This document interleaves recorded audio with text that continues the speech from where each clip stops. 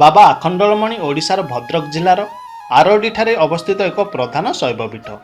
ଏହା ବୈତରଣୀ ନଦୀ କୂଳରେ ଆରଡ଼ିଠାରେ ଓ ଭଦ୍ରକ ସହରଠାରୁ 40 କିଲୋମିଟର ଦୂରରେ ଅବସ୍ଥିତ।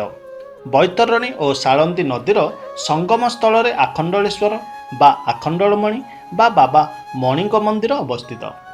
ଯଦି ଗମନାଗମନ ଦେଖିବା, ଏଠାକୁ ଚାନ୍ଦିବାଲିଠାରୁ ବୈତରଣୀ ନଦୀରେ ଡଙ୍ଗା ଯୋଗେ ଯିବା ଆସିବା ସମ୍ଭବ ହୋଇଥାଏ। ଚାନ୍ଦିବାଲିଠାରୁ ଆରଡ଼ିକୁ ଡଙ୍ଗାରେ 2 ଘଣ୍ଟା ସମୟ ଲାଗେ। ଭୁବନେଶ୍ୱର ଠାରୁ ବସ୍ରେ ମଧ୍ୟ ଯାଇପାରିବେ। ଏବେ ଜାଣିବା ମନ୍ଦିରର କିମ୍ବଦନ୍ତୀ।